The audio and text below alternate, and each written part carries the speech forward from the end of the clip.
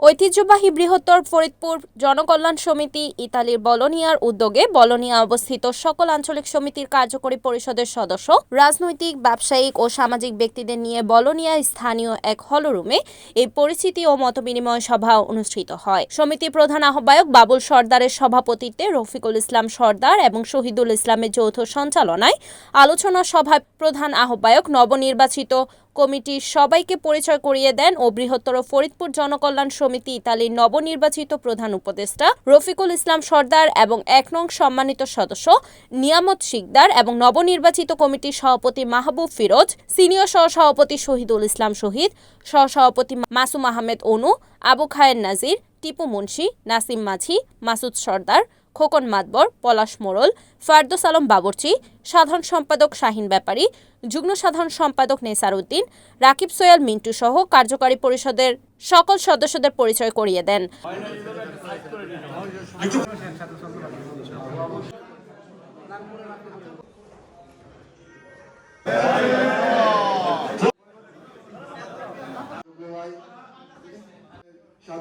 শুরুতে শুভেচ্ছা বক্তব্য রাখেন বৃহত্তর ফরিদপুর জনকল্যাণ সমিতির সাবেক উপদেষ্টা হাকিম খলিফা।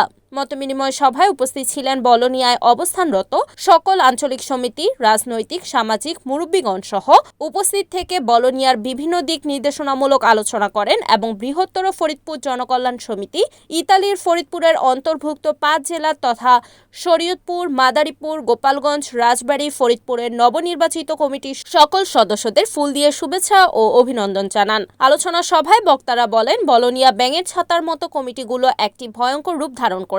এর প্রতিকার অবশ্যই আমাদের দরকার। বাংলাদেশ অ্যাসোসিয়েশন বলোনিয়া ইতালির কার্যক্রম বন্ধ থাকার কারণে অনেক সমস্যার সম্মুখীন হতে হচ্ছে, তাই এটাও একটা সমাধানের পথ বের করতে হবে এবং সবাই মিলে অতি শীঘ্রই একটি দ্রুতাবাস সার্ভিসের প্রয়োজন। বৃহত্তর ফরিদপুর জনকল্যাণ সমিতি বলোনিয়া নবনির্বাচিত কমিটির সকল সদস্যদের পক্ষ থেকে আলোচনা সভায় উপস্থিত সকলকে ধন্যবাদ ও কৃতজ্ঞতা জানান। পরিশেষে নৈশভোজের মাধ্যমে সমাপ্তি হয়।